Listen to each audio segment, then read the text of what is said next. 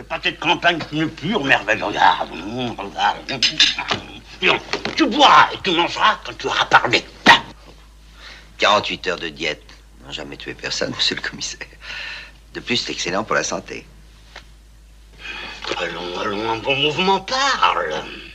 Mais voilà 2 jours que vous me posez les mêmes questions. Je vous ai dit tout ce que je savais. Oh, moi, je ne peux plus, Ça va, non. C'est très mauvais pour les nerfs, monsieur le commissaire Ledame. Ça suffit, ça suffit. Tiens, tu vas voir. Tu vas voir. Dis donc, ton article, il était faux, hein? Mais c'est exact, il était faux. Tu prétends qu'il était faux maintenant que tout le monde croit qu'il était vrai. Ben, c'est pourtant vrai. Mais qu'est-ce qui est vrai, que tout le monde croit qu'il était vrai? Mais non, c'est pourtant vrai qu'il était faux. C'est pourtant vrai qu'il était faux. Oui, enfin bon, tu mens. Il ment. Est-ce que vous m'avez accusé de mentir quand je disais que j'avais menti ou d'avoir menti quand je disais... Oh non, ça suffit, tais-toi. Non, écoute. Je ne te permets pas de me vous voyer. Enfin, je ne me permets pas de me tutoyer. Ça suffit, hein. Ça suffit, là. Écoutez, visiblement cet homme est épuisé, il ne peut plus suivre un raisonnement logique, alors nous reprendrons cet interrogatoire demain matin. Alors messieurs, ramenez-le dans sa cellule. Aujourd'hui, une fois de plus, je ne vais pas chercher la polémique.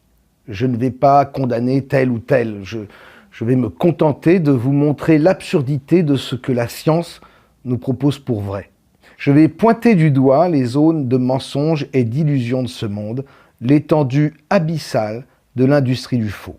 Je vais vous inviter au questionnement, à la remise en question, à vous interroger sur le cadre qu'on nous propose depuis l'enfance. Je vais vous encourager aussi à entrevoir le moment où nous devrons tous unir nos forces, où que nous soyons sur cette planète, car tout s'accélère et nous sommes déjà à la lisière de la 3e Renaissance. On me reproche souvent de ne pas donner de référence. En tant que robots humains, nous avons en effet tous besoin de références et de preuves pour nous rassurer. Cela fait partie de notre programmation primaire. Mais au fond, quelle source, quelle référence sommes-nous en droit d'attendre? Le fait que telle ou telle sommité ait dit la même chose un peu plus tôt est-il une garantie de crédibilité? Avons-nous besoin de nous en remettre toujours à une autorité supérieure, reconnue, pour nous guider vers la vérité, vers la lumière? Et ces autorités, elles ont été elles-mêmes reconnues par quelles instances supérieures? Et ces instances, par quelles institutions ont-elles été reconnues? Et quel organisme encore supérieur a-t-il reconnu l'institution qui a reconnu ces instances? L'imposture n'est pas un phénomène historique, ça n'a jamais été autant d'actualité, simplement de par l'évolution en fait de la méthode scientifique. Aujourd'hui, le nombre de disciplines s'est démultiplié, les champs de recherche sont d'une précision ingérable pour les dirigeants et les. Il faut des résultats. Il faut des résultats, et donc on impose des publications et des découvertes aux jeunes chercheurs, qui sont donc pour le coup tentés de plagier ou d'inventer des résultats. On n'a jamais eu autant d'imposture, de fraude, ce qu'on appelle en fait d'inconduite scientifique depuis les 10 dernières années. Si nous vivons dans un monde de mensonges et de menteurs, d'imposteurs, comme je le prétends, en quelle source pouvons-nous faire confiance? Je vous ai déjà expliqué que les mensonges s'empilent les uns sur les autres et qu'un premier mensonge impose des mensonges toujours plus grands. C'est affreux, la mort en vrai. Tout va bien, on est en vie. Et en un clin d'œil, tout s'arrête. Maman, l'infirmière. Les fonctions vitales se dégradent. Oh, maman.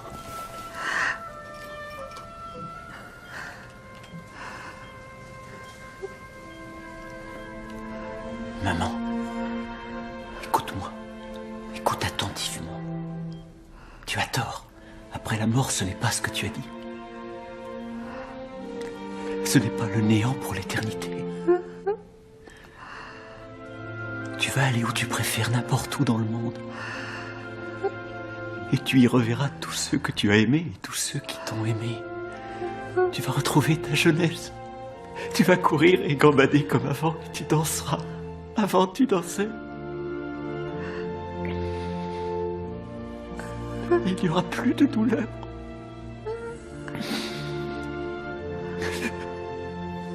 Que de l'amour. Et du bonheur. Et là-bas, tout le monde a un joli manoir. Et ça durera pour l'éternité. L'éternité même.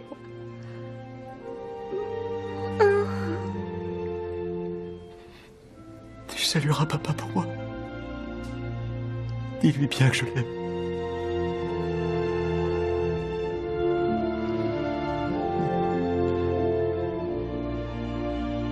Continuez. Dites-nous ce qui se passe d'autre.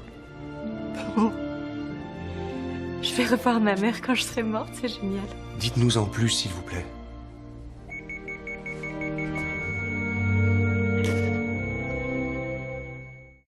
Ce besoin de référence est en réalité une illusion fractale de plus qui répond à cette puissante programmation de l'homme.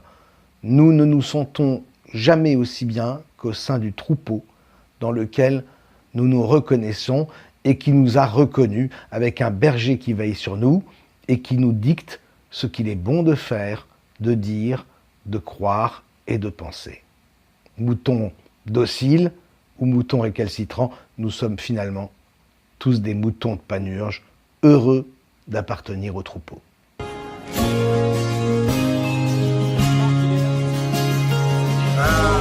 Il y a 24 heures encore, Mark Bellison n'était rien qu'un petit auteur complètement inconnu. Aujourd'hui, il est l'homme qui nous a révélé que, contrairement à ce que l'on pensait, il y a une vie après la mort.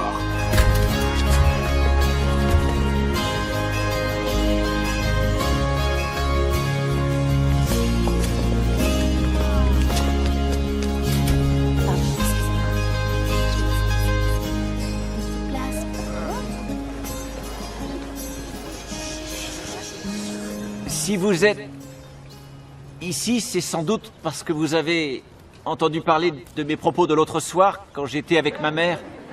J'ai des informations de toute première importance qui portent sur ce qui nous attend après notre mort. Tout ce que vous devez savoir est écrit sur ces boîtes de pizza.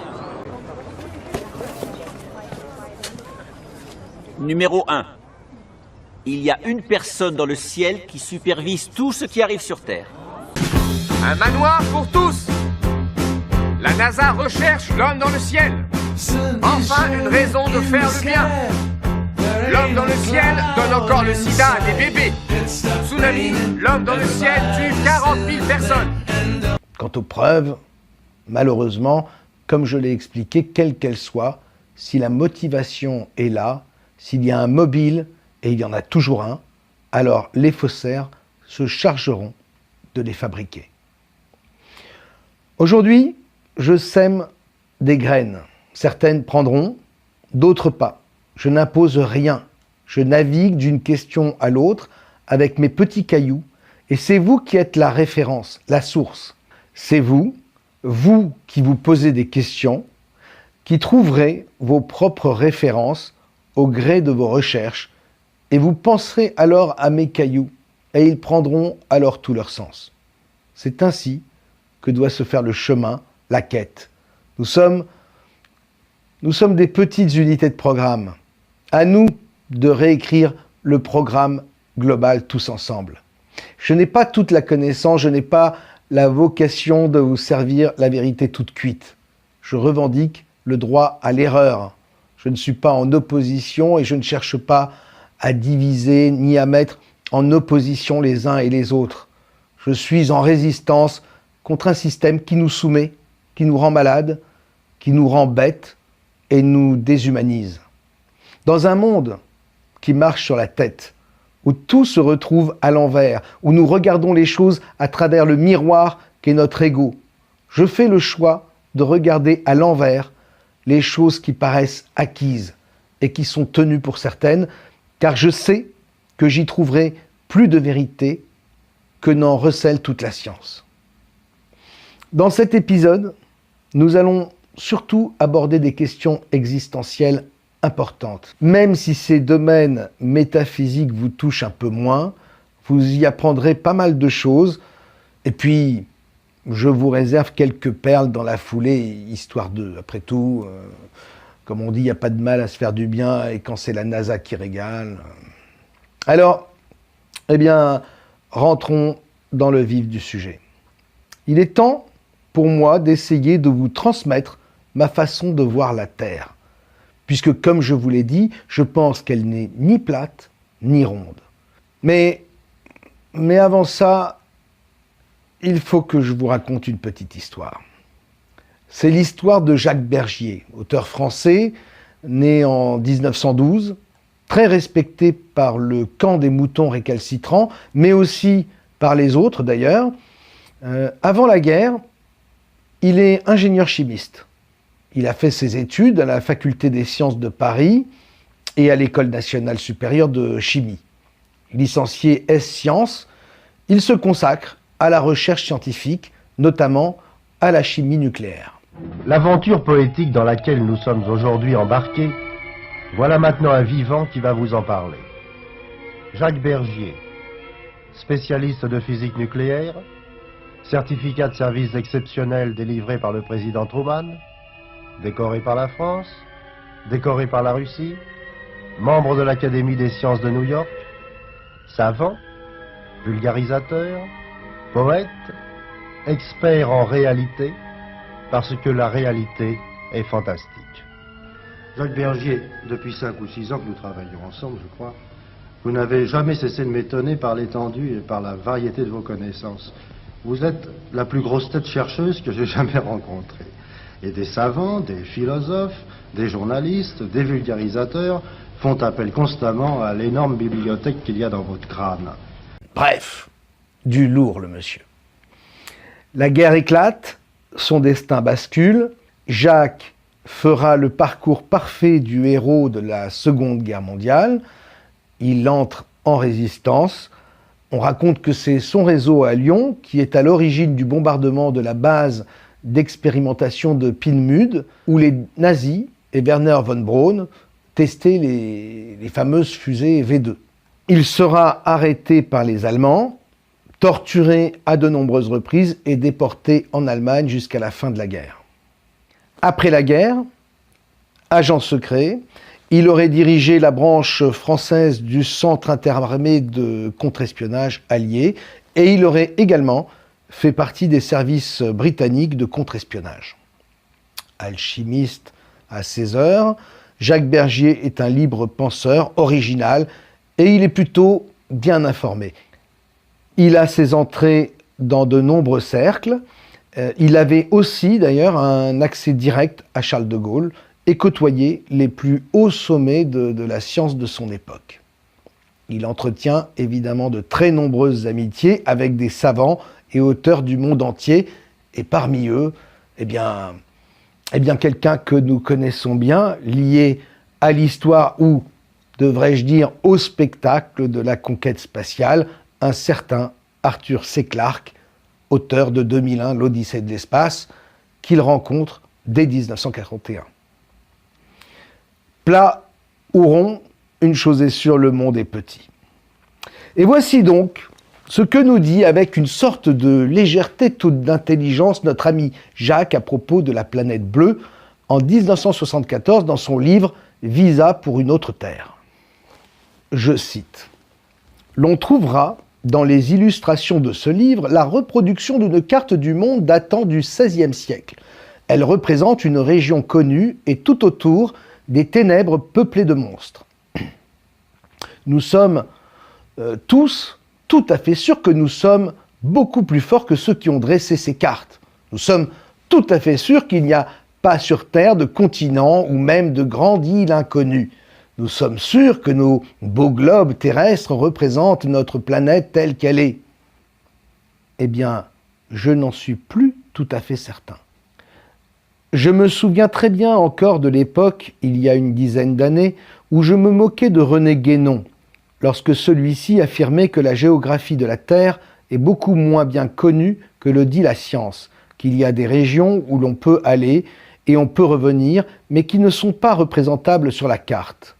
Je m'en moque moins depuis mai 1970, époque où j'ai appris de la bouche d'un éminent représentant de l'autorité spatiale américaine que sur 250 000 photos de la Terre prises par des satellites artificiels, une seule montre des traces de l'activité humaine. Ce chiffre a été confirmé officiellement. Arthur C. Clarke le cite dans son plus récent ouvrage et la NASA a même publié une brochure intitulée « Y a-t-il des traces de vie sur Terre ?» De sorte que je ne ricane plus sur la tradition sur Avalon et sur Tirnam-Béo, sur le royaume du prêtre Jean, sur la géographie sacrée. J'estime qu'il y a une possibilité pour que ces idées ne soient pas des légendes et pour que la belle forme ronde de la Terre ne constitue qu'une seconde approximation, la forme plate étant la première. Mais comment serait-il possible que la Terre ne soit pas ronde ? Il est difficile de répondre à cette question sans rentrer dans des mathématiques extrêmement compliquées. Mais disons tout de même que les mathématiciens connaissent ce qu'ils appellent des surfaces de Riemann, qui sont composées d'un grand nombre de couches qui ne sont ni les unes au-dessus des autres, ni les unes au-dessous des autres. Elles occupent simplement le même espace, un espace plus compliqué que l'espace que nous concevons habituellement, un espace qui ne peut être décrit que par des fonctions d'une variable complexe. Quelle mouche a piqué ce Français qui se permet ici de lâcher des secrets américains très sensibles, secrets qu'il tient de confidence de ses vieux amis de la Résistance et qui sont des hauts initiés de la NASA. Car c'est exactement ce que fait notre ami Jacques. Sans en avoir l'air, il nous livre un secret inavouable, celui de la forme du monde dans lequel nous nous trouvons. Et depuis quand a-t-il remis en question la forme ronde de la Terre ? Il nous dit que c'est depuis mai 1970, c'est-à-dire moins d'un an après la controverse des missions Apollo 11. Et voici ce qu'ajoute Bergier quelques lignes plus loin. Si la Terre est une surface de ce genre, si fantastique que cela puisse paraître, il est possible qu'il y ait des régions inconnues, inaccessibles normalement, qui n'existent pas sur un globe ou sur une carte, mais qui existent pourtant en réalité. Nous n'en soupçonnons pas l'existence, pas plus qu'on ne soupçonnait l'existence des microbes ou des radiations invisibles du spectre lumineux avant qu'on ne les découvre. L'idée, bien entendu, paraît fantastique, comme d'ailleurs toute idée nouvelle. Je ne la présente pas comme une révélation.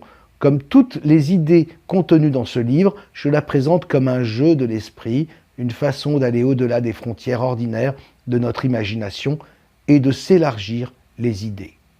Alors, la dernière phrase est très révélatrice. Le fait que Jacques Bergier se sente obligé de préciser que cette idée n'est pas une révélation mais un jeu de l'esprit est pour moi un aveu. C'est ce qu'on appelle une précaution d'usage, auquel tout auteur a recours lorsqu'il sait qu'il est en train de jouer avec le feu et que les informations qu'il ne peut pas s'empêcher de lâcher, tellement ça le démange, le placent sur une frontière trouble et dangereuse qu'il n'est pas prudent de franchir. Je vous rappelle que le livre paraît en 1974, à peine 2 ans après la fin des missions Apollo. Ce que Bergier semble nous confier comme un jeu, sur un ton badin même, il le tient de ses amis et sans doute de son vieux camarade de combat Arthur C. Clarke, lequel était, on le sait bien, directement informé des secrets les plus sensibles de la NASA. Que nous dit encore Jacques Bergier sur la Terre ? Les seuls documents réellement scientifiques que l'on possède sur la question, ce sont les 250 000 photos de la NASA qui ne montrent pas la Terre telle que nous la connaissons. Le phénomène paraît commencer vers 300 km d'altitude et s'accentuer davantage vers 1000 km. Tantôt, on ne retrouve pas les continents, tantôt on en voit d'autres. Une photo particulièrement curieuse recouvre l'emplacement de la grande ville industrielle américaine de Détroit. Aucune de ces photos n'a été jetée, elles sont toutes dans les archives de la NASA et peuvent être consultées. À mon avis, ici c'est un appel. Jacques Bergier ne comprend pas très bien ce qu'il doit interpréter des photos qu'il a vues ou qu'on lui a décrites. Mais il nous invite à aller y regarder de plus près. Vraisemblablement, il n'est pas totalement initié au secret et il ne soupçonne pas l'inimaginable. Il n'est pas loin de la vérité lorsqu'il ajoute « Il paraît certain que les astronautes voient infiniment mieux que l'on aurait cru, infiniment mieux même que les lois de l'optique leur en donnent le droit. Les croquis faits par les astronautes devraient aussi être examinés avec soin, surtout lorsqu'ils montrent des villes que l'on ne retrouve pas. » Personnellement, ces croquis dont parle Bergier me font penser aux croquis réalisés par Thomas Pesquet alors qu'il était sur Soyouz, en route pour l'ISS. J'ai toujours été intrigué par la motivation de ces croquis. Pourquoi ne pas prendre des photos, tout simplement ? Entendons-nous, la question n'est pas de savoir ici si Thomas Pesquet a rejoint l'ISS. Je m'interroge sur ces histoires de croquis déjà présents, donc dès le début de la conquête spatiale. Lui a-t-on demandé de faire des croquis car c'est le seul moyen d'obtenir une représentation conforme de la Terre lorsque on s'élève au-dessus d'une certaine altitude ? Les appareils photo étant, pour je ne sais quelle raison, inopérants ? C'est une question qui vient légitimement à la lecture de ce passage. Ces croquis sont d'autant plus curieux de la part d'un Thomas Pesquet qui allait, une fois à bord de l'ISS, se métamorphoser en expert de la photographie. Et Jacques Bergier, de conclure, « Tout ce que j'espère, c'est qu'un certain nombre de lecteurs regardant un globe terrestre concluront peut-être que ce n'est pas le dernier mot de la science. » Pas mal de gens se sont moqués de l'image d'un monde à la Pac-Man que je proposais lors d'un épisode des Rendez-vous avec Rock. À la décharge des moqueurs, je n'avais pas pris la peine ni le temps de développer cette idée et il n'est pas évident de comprendre ni d'intégrer certaines notions liées aux autres dimensions et autres mondes invisibles. Mondes dont beaucoup ignorent non seulement les interactions avec notre réalité, mais aussi carrément se refusent d'admettre l'existence.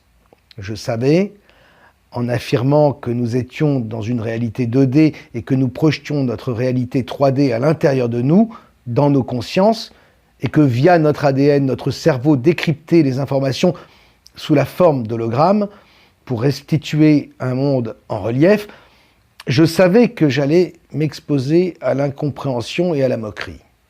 Pourtant, on ne peut ignorer ce débat du principe holographique.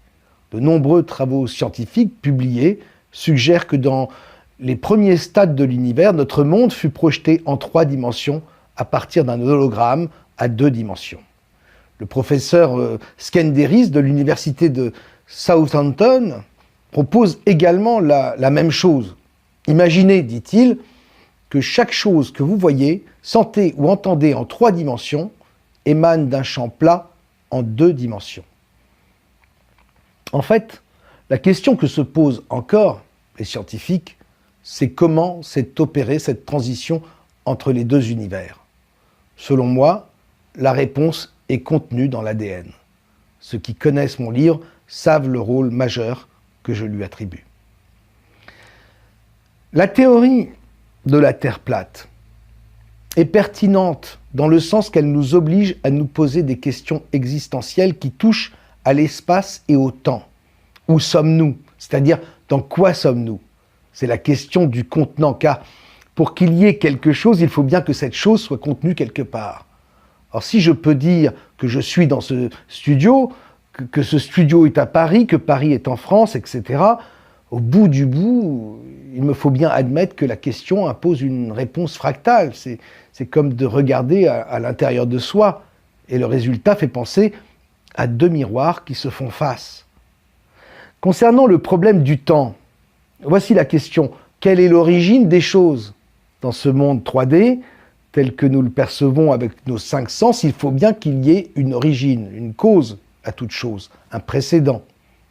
Et là encore, nous débouchons sur la réponse fractale des 2 miroirs qui se font face. Cela nous prouve que nous vivons dans une réalité où l'essentiel est invisible pour les yeux. Ce n'est pas un monde de matière contrairement aux apparences, c'est un monde de fréquences, d'ondes, d'énergie et d'information. Et partout où l'on se penche, on retombe toujours sur ce même questionnement qui nous désarçonne. Comment expliquer par exemple le fonctionnement d'un objet aussi quotidien et banal qu'un ordinateur? Comment concevoir que des cartes, des puces, des circuits et des diodes, de la matière en somme, soumise à des impulsions électriques, tout comme notre cerveau, puissent à ce point imiter et servir d'extension à notre intelligence? Et je ne parle même pas ici de notion de temps. Car comment comprendre que cette technologie, sortie de nulle part, ait pu, en seulement quelques décennies, connaître un tel bond en avant?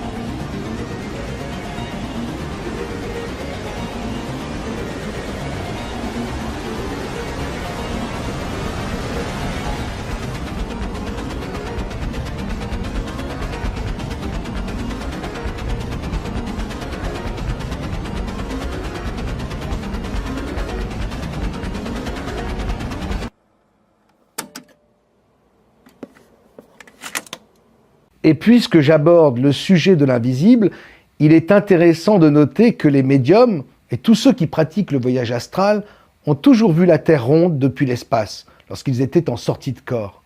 Je n'ai jamais entendu aucun clairvoyant affirmer avoir vu la Terre plate, ou du moins une Terre ne ressemblant pas du tout aux photos, dessins de la Terre que nous présente la NASA. Pour moi, c'est un indice révélateur. Cela me conforte dans l'idée que l'astral, le haut astral comme le bas, font bien toujours partie de la matrice artificielle et qu'une fois morts, nous restons attachés à notre programmation mentale. Le paradis que nous font miroiter de nombreuses religions n'est qu'un leurre supplémentaire, une autre illusion, et même mort, avec notre corps astral, nous conservons nos 5 sens et notre vision reste limitée.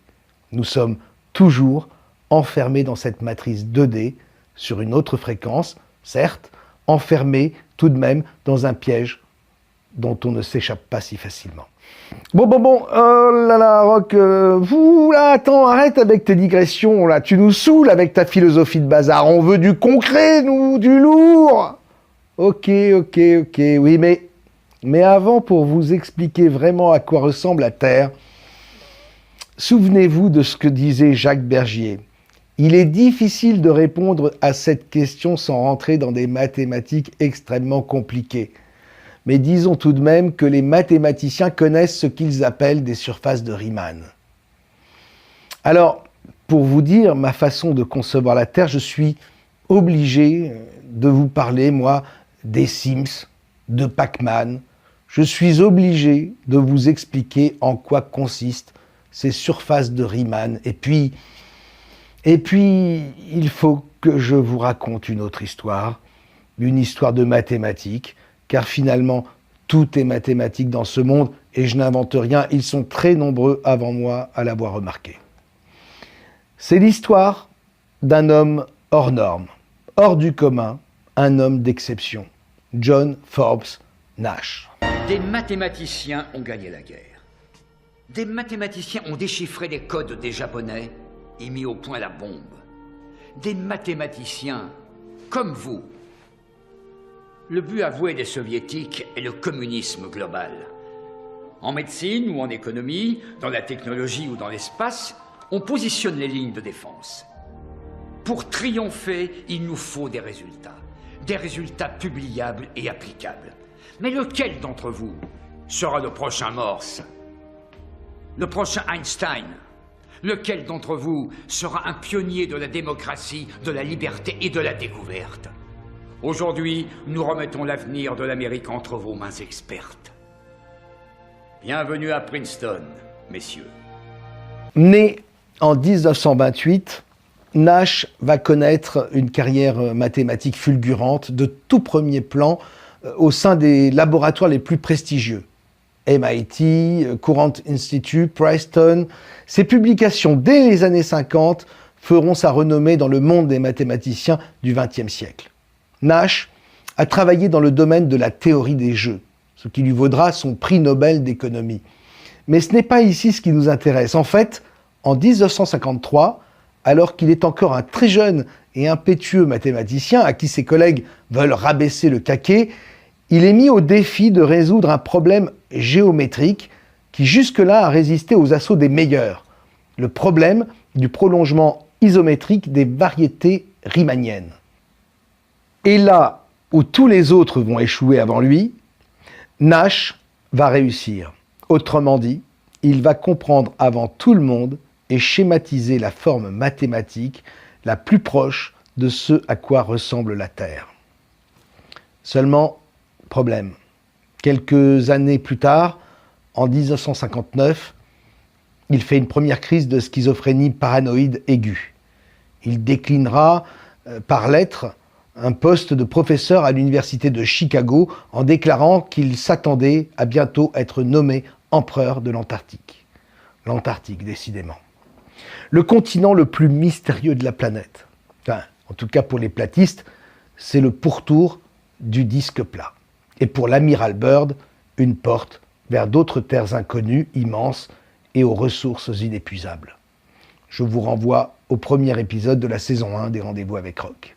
Durant 9 ans, il va subir les pires traitements psychiatriques de l'époque.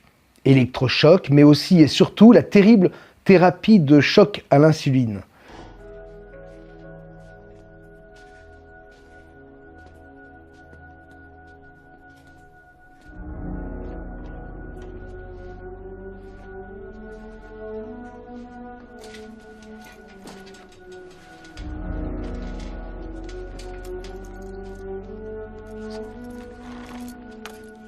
Le vrai cauchemar de la schizophrénie, c'est qu'on ne sait plus ce qui est réel. Imaginez que vous appreniez tout à coup que les gens, les endroits et les moments les plus importants pour vous ne soient ni passés, ni morts, mais pire. Imaginez qu'ils n'aient jamais existé. Vous seriez vraiment en enfer.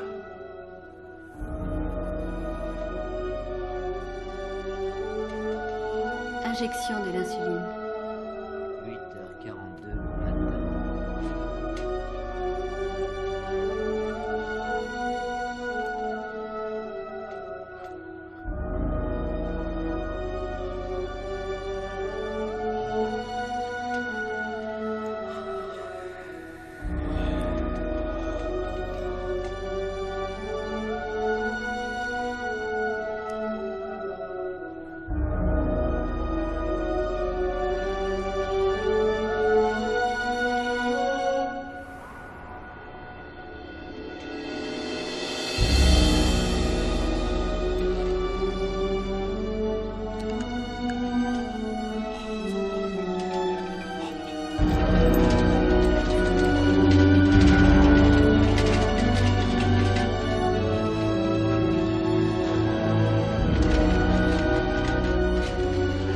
Combien de fois?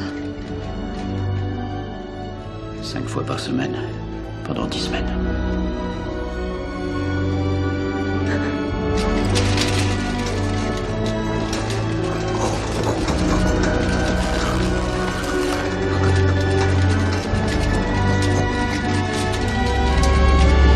Mais au-delà de ça, faut-il s'étonner du fait que l'homme qui, par abstraction mathématique, a vu la Terre le premier, en approchant sa forme véritable au plus près, faut-il s'étonner que cet homme ait été frappé dans la foulée d'une telle maladie?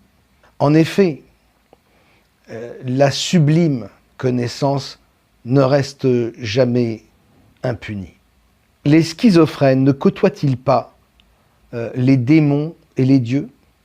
Au bout de 9 ans, Nash va finalement apprendre à vivre avec sa maladie dans une extrême pauvreté.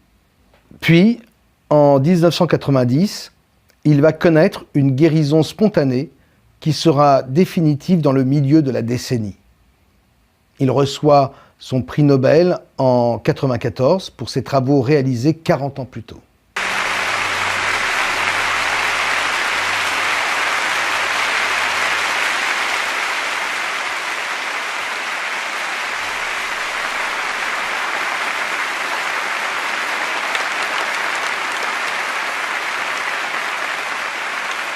Merci.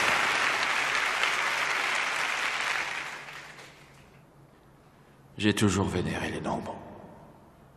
Dans les équations et la logique qui mènent à la raison. Mais après toute une vie d'investigation, j'ignore encore à quoi nous sert la logique. Qui régente la raison? Ma quête m'a emmené dans l'univers physique et métaphysique. Dans l'illusion. Et m'en a ramené. J'y ai fait la plus importante découverte de ma carrière. La plus importante découverte de ma vie. Il n'y a que dans les mystérieuses équations de l'amour que l'on peut trouver raison et logique. Si je suis ici ce soir, c'est grâce à toi.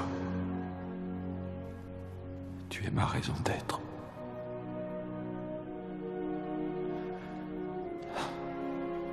Tu es toutes mes raisons.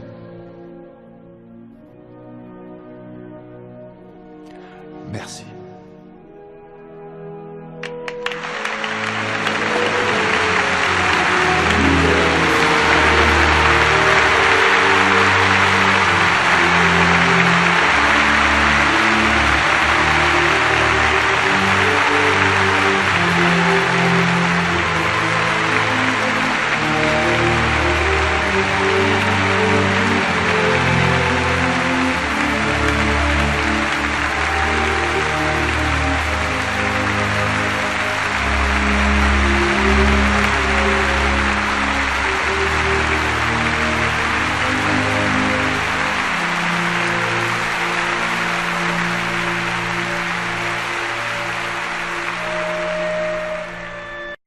Puis en 2015, il reçoit le prix Abel et il meurt moins d'un mois plus tard dans un accident avec son épouse.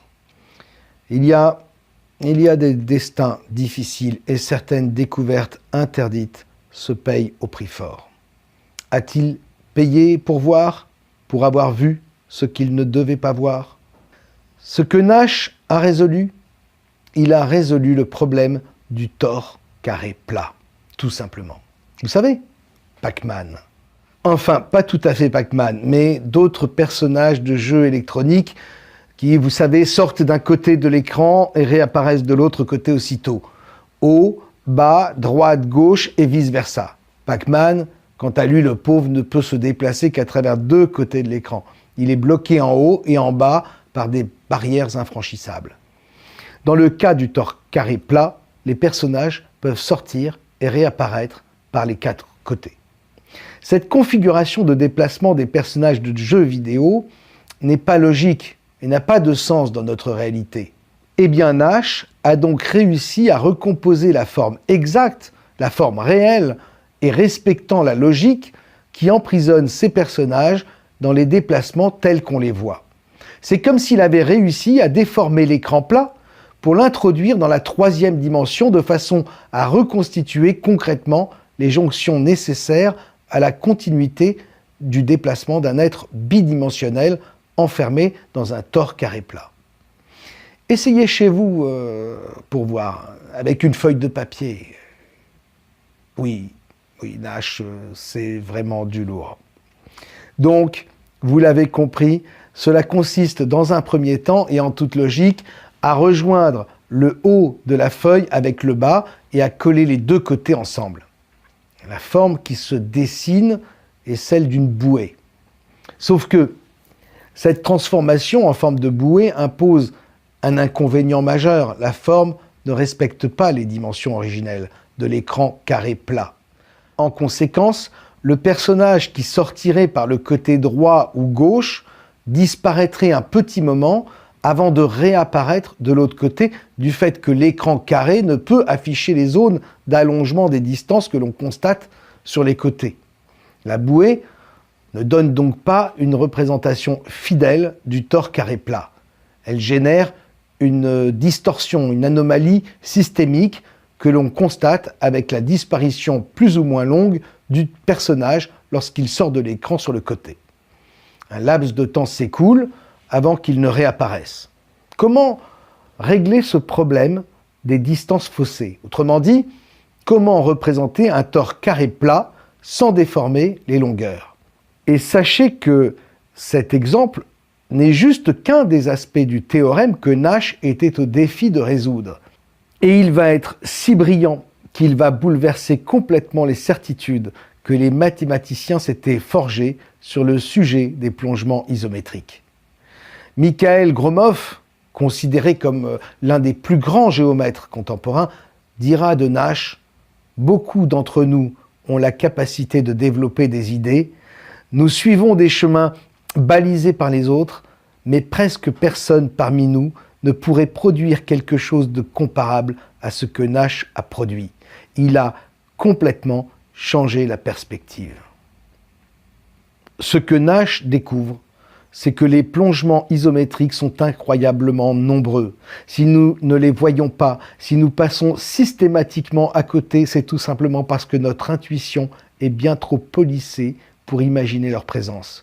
De plus, la forme de ces plongements isométriques doit être lisse et grumeleuse à la fois. Un paradoxe. Dans les années 50, on sait donc, grâce à Nash, qu'il existe une infinité de représentations respectant les longueurs du tort carré plat.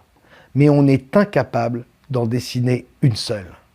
Il faudra attendre bien des années plus tard et recourir à l'ordinateur pour qu'une équipe réalise enfin un programme qui nous permette de reproduire la vision à la fois infinie et fractale de la réalité telle que Nash la concevait. Ainsi, et là je reviens sur notre problématique terrestre, les univers parallèles sont partout autour de nous. Nous les enjambons constamment, car l'espace qui nous entoure est comme une feuille repliée sur elle-même, des millions et des millions de fois. À chaque microseconde, nous passons d'un univers à l'autre, d'un écran à l'autre, d'un miroir à l'autre, sans nous en rendre compte. Vous n'avez jamais ressenti l'impression d'un déjà-vu? Vous n'avez jamais remarqué comme un flash de lumière l'impression d'un décalage infime dans un mouvement, un trajet en voiture qui s'effectue plus rapidement que d'ordinaire? La simulation n'est pas exempte de tout défaut. Il y a dans certaines zones ce qu'on pourrait appeler des pixels morts. En fait, nous ne nous rendons compte de rien, pratiquement. Ces bugs sont presque imperceptibles. Nous passons à côté et lorsque nous les remarquons, nous les oublions aussitôt. Il est très difficile de sortir de nos schémas d'illusion. Il arrive pourtant que certains bugs soient plus importants que d'autres lors de certaines mises à jour. Et dans ce cas, les plus éveillés relèvent des différences dans bien des domaines et notamment touchant à la mémoire.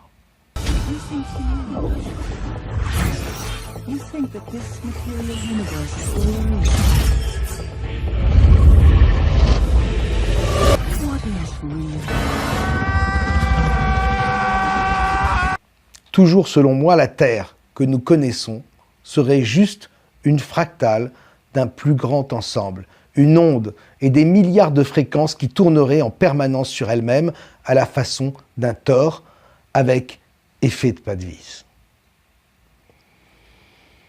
Nous évoluons donc dans une réalité riemannienne, sauf que pour nous, les accès au sud et au nord, c'est-à-dire en bas et en haut de notre écran, nous sont strictement interdits à cause des barrières des pôles.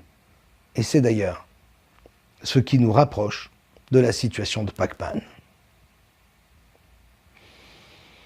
Tous les 1000 ans, nous avons fait un tour sur nous-mêmes et il se produit ce que j'appelle le blackout, un processus alchimique ressenti comme un blitz électromagnétique provoqué par une modification des fréquences à l'intérieur du tore même et qui impacte ce que nous appelons la matière. Tout le système sur la Terre est remis à zéro. Bon, ça calme un peu tout ça. Je vous vois froncer des sourcils derrière vos écrans, les paupières qui sont lourdes, les dents qui se touchent plus. On va passer, je vous rassure, à des questions plus piquantes et plus factuelles. Et puis tiens, je vais vous détendre un peu, je vais vous reparler de notre ami Merer. Vous savez, ce bon chef de chantier Merer qui a eu la gentillesse, un beau matin, d'enterrer toutes ses notes, une sorte de journal de bord, il y a 2500 ans. Et notamment, ces fameux papyrus dits de Khéops, dans lesquels il explique comment il transportait les pierres par le Nil pour construire la pyramide du même nom. Du haut de ses 146 mètres et de ses 5 millions de tonnes, la pyramide de Khéops est encore aujourd'hui le monument de pierre le plus imposant jamais construit sur Terre. Nous allons suivre des experts qui ont pu étudier des documents exceptionnels dans lesquels figurent des indications très précieuses sur les méthodes employées par les ouvriers égyptiens. C'est en effet dans un papyrus récemment découvert qu'une partie des techniques de construction ont été révélées. Grâce aux fouilles archéologiques et aux images de synthèse, nous verrons aussi comment les milliers de blocs de pierre ont été transportés. Vous allez comprendre par quels moyens incroyables les ingénieurs de l'époque ont détourné le cours du fleuve pour qu'ils parviennent au plus près du plateau de Gizeh. Des découvertes qui permettent de faire toute la lumière sur les 23 années de travaux nécessaires à cette construction de tous les records. Les techniques employées vers 2560 avant notre ère pour édifier ce tombeau géant restent encore une énigme. Mais aujourd'hui, une équipe d'archéologues espère élucider le mystère grâce à de nouvelles découvertes. Le journal de l'un des bâtisseurs en passe d'être déchiffré. Il apporte un nouveau regard sur la construction de la pyramide. Armés de ces nouveaux indices, les archéologues vont tenter une expérience révolutionnaire. Il y a de l'eau à l'intérieur. Leur objectif, dévoiler les secrets des bâtisseurs égyptiens. C'est coincé. La découverte miraculeuse des papyrus de Khéops nous apporte donc la preuve que toute l'égyptologie attendait depuis toujours. Les pyramides ont été montées avec des pierres taillées dans des carrières lointaines et non pas avec des pierres moulées comme de plus en plus de chercheurs de vérité commençaient à le comprendre. C'est donc la découverte du siècle qui met un terme définitif au mystère entêtant de la construction des pyramides. L'Égypte expose pour la première fois depuis ce jeudi au Musée national du Caire le plus vieux texte écrit sur papyrus jamais retrouvé. Ce manuscrit rapporte le quotidien et le mode de vie des ouvriers du port de Wadi al-Jarf, au sud de Suez, qui ont pris part à la construction de la grande pyramide de Khéops à Gizeh il y a plus de 4500 ans. Les manuscrits rapportent des statistiques et des travaux administratifs qui ont eu lieu pendant le règne de Khéops et mettent en relief le mode de fonctionnement du système administratif. Ils contiennent également les règles pour tailler la pierre et les projets de construction de la grande pyramide. Méticuleux, pointilleux, un gars qui a le souci du détail, Merer. Il compte tout caillou par caillou, genre un bon fonctionnaire à l'allemande, issu des grandes écoles de l'administration de l'Égypte antique façon Christian Jacques. Efficace dans la manœuvre, rigoureux, exigeant avec ses hommes, dur, mais sympa quand même, n'hésitant pas à mettre la main à la pâte, à la pierre de taille, pardon. Enfin, bref, à filer le coup de main quand c'est la bourre, quoi. La découverte du papyrus est très importante. Il nous donne des informations précieuses sur la vie des ouvriers et sur la façon dont ils découpaient et détachaient les blocs. Le bruit des coups de marteau et du burin qui s'enfonce dans la pierre était comme une petite musique pour les ouvriers. Merer devait être très habitué à ce bruit et à ces scènes d'activité dans une carrière.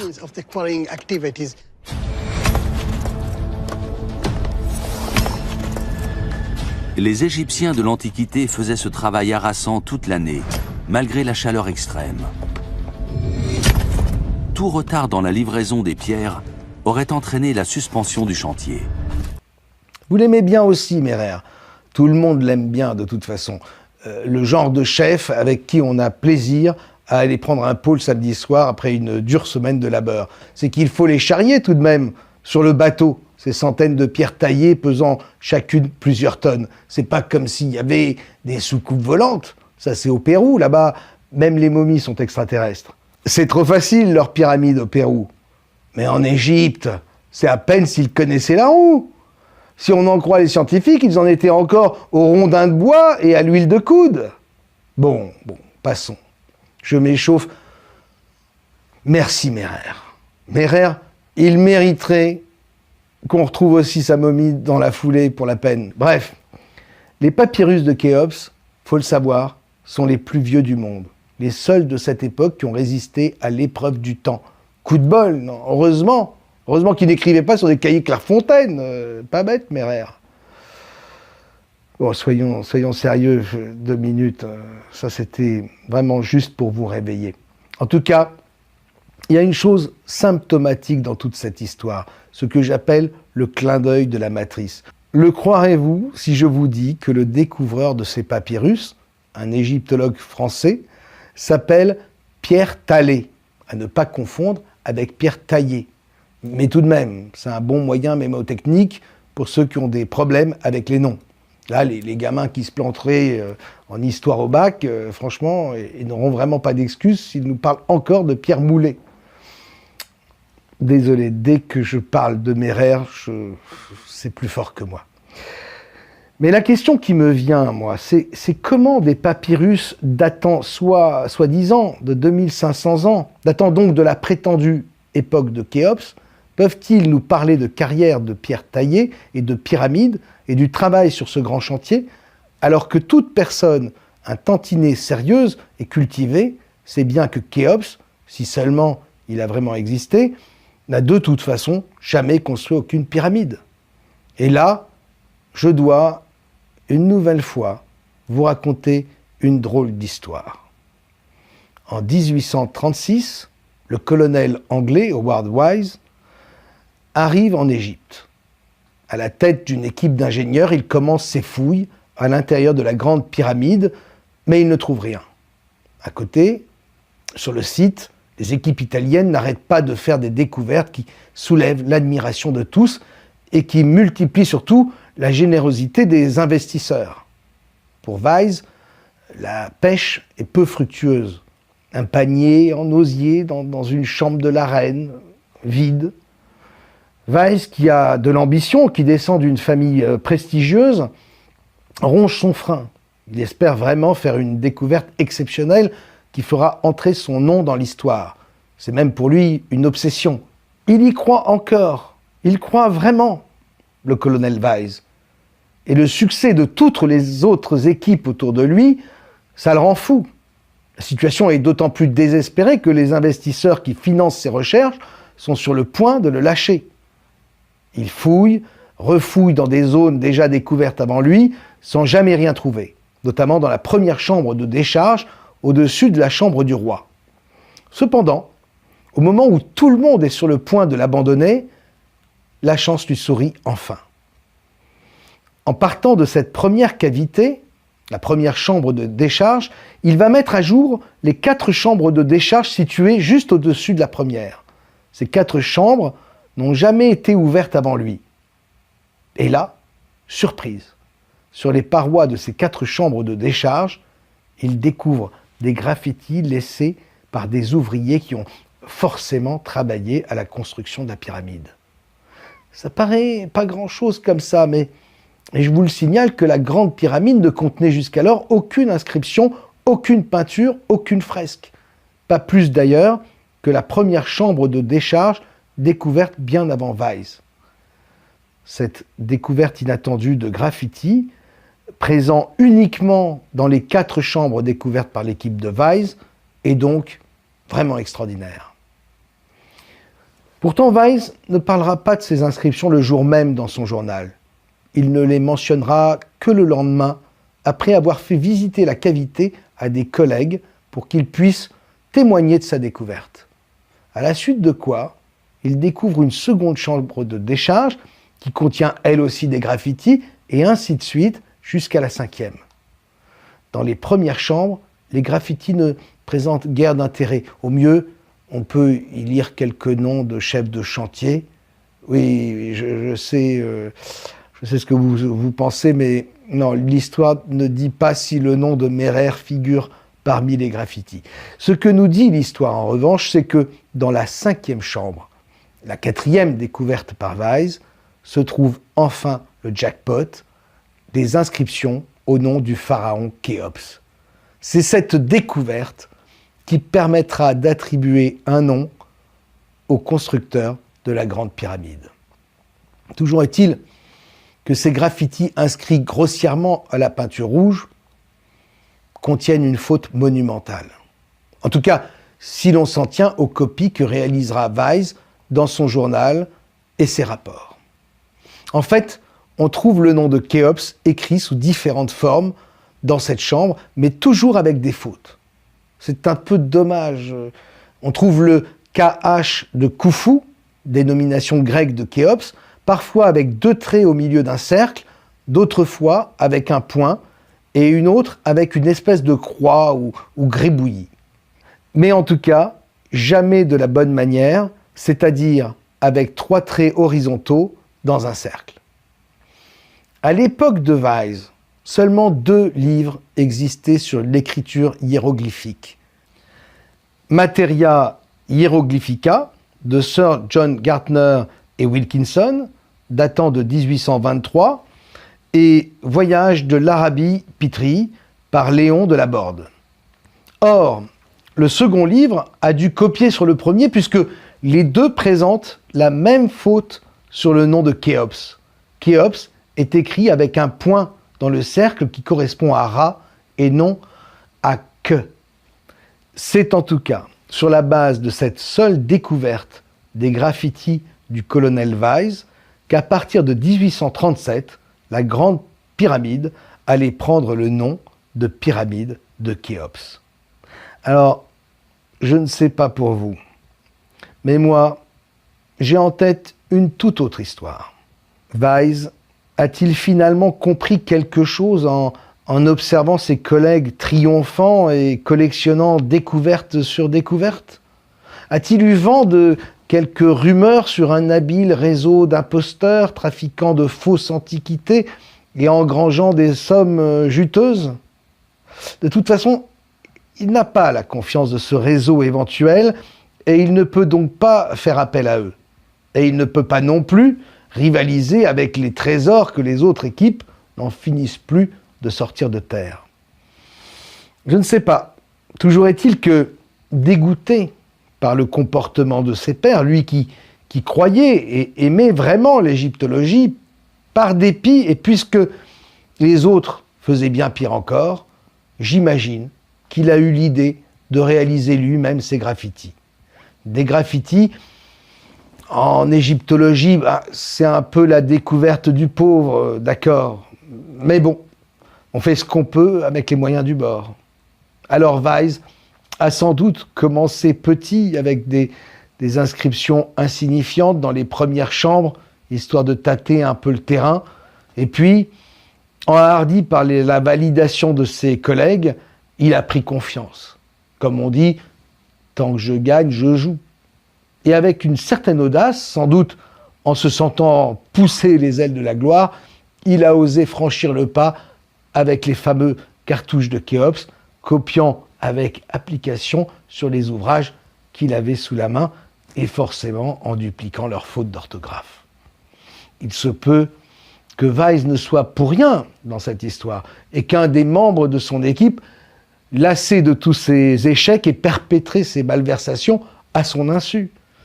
Pour nous, c'est du pareil au même. Curieusement, les photos actuelles de ces fameux graffitis ne correspondent plus au dessin de Weiss effectué d'après son relevé et sa copie dans son journal. Regardez donc l'agrandissement de ce détail du dessin de Weiss. Quelqu'un est-il passé depuis pour corriger l'erreur ? Je vous invite à regarder les choses autrement, tout en vous encourageant à rechercher les informations par vous-même. Ne vous contentez pas de preuves toutes faites. Pensez-vous vraiment que je me permettrai d'être aussi critique aujourd'hui vis-à-vis de certaines preuves que nous assène la science tous les jours si je n'avais pas observé durant toutes ces années des incohérences, des contradictions et des approximations incroyables ?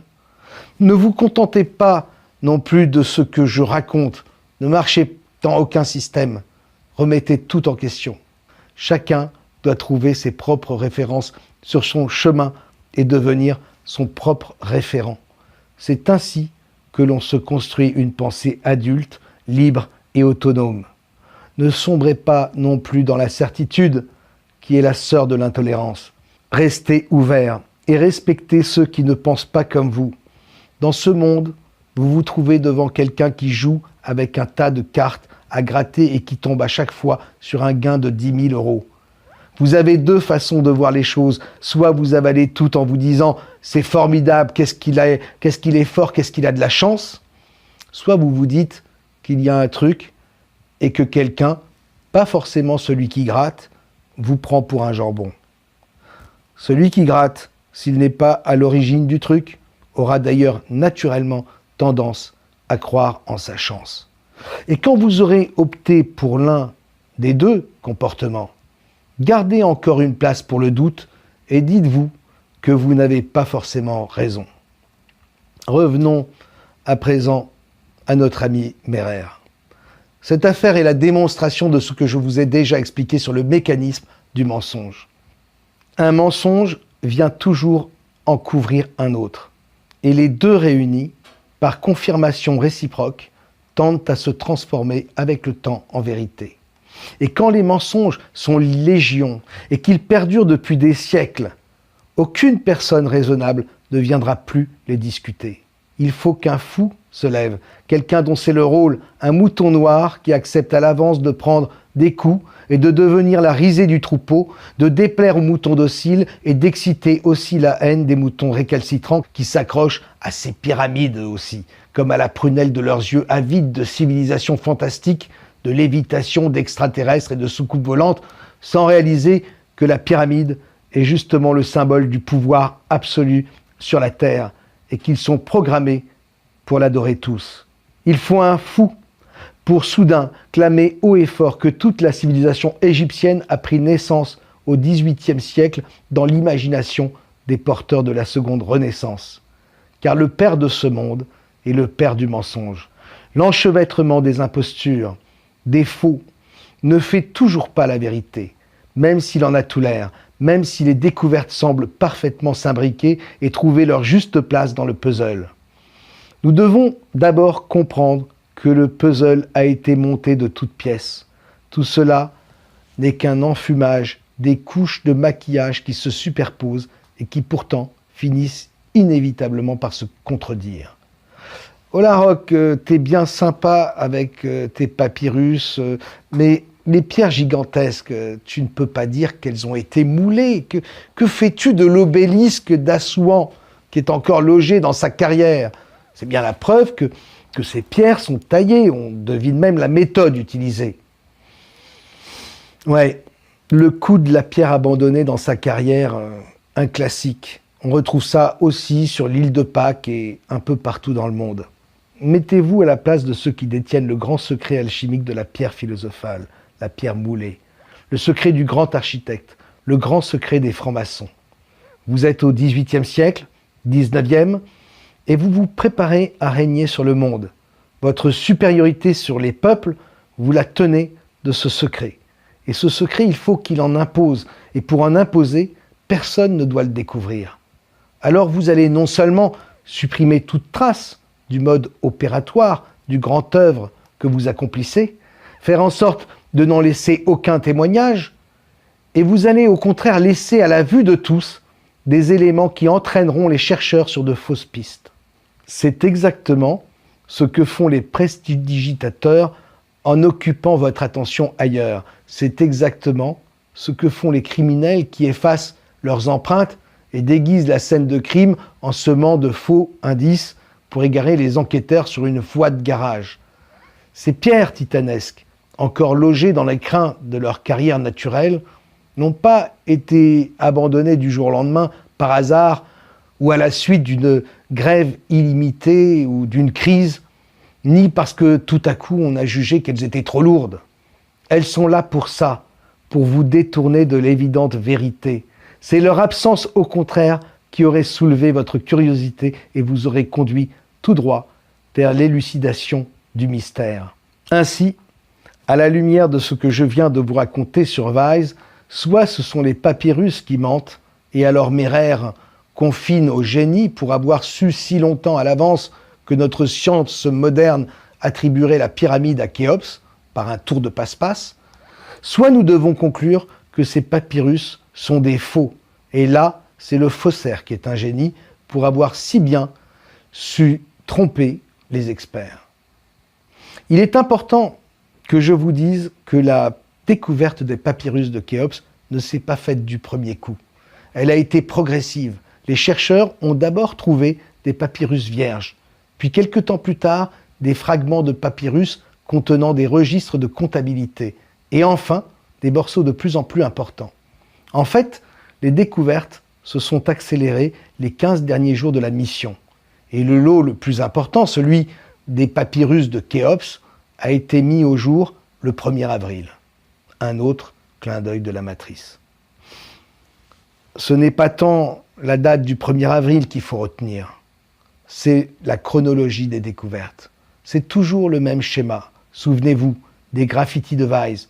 Souvenez-vous aussi d'Howard Carter avec sa découverte du tombeau de Toutankhamon.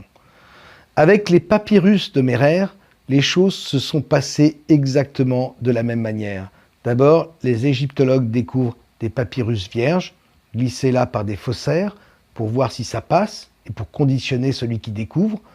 Puis, des papyrus de comptabilité, toujours pour voir si ça passe, et pour faire monter la mayonnaise.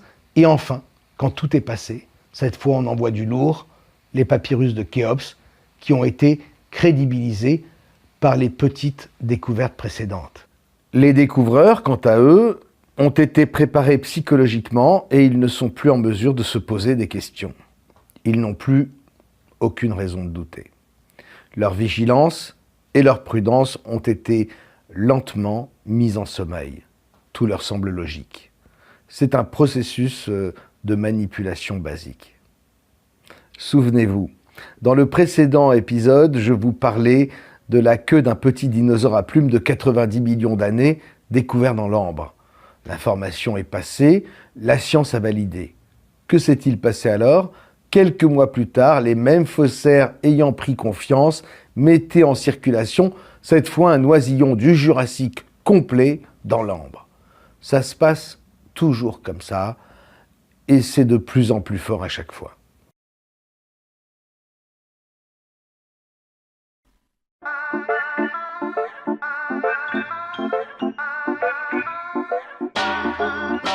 The road will be narrow till the moon gets yellow.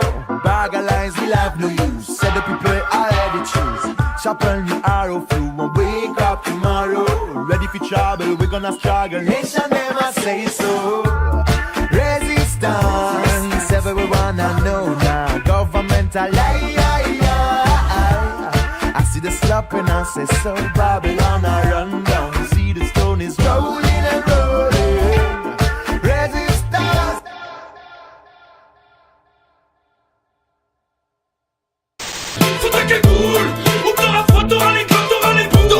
Pourra peut-être nous expliquer. Non, mais je vais la refaire sans... parce que j'ai peut-être sans faire le truc de fout à cagoule. Parce que normalement, à 2 reprises, t'as fout à cagoule, fout à cagoule. Apparemment, cette séquence était tournée en direct.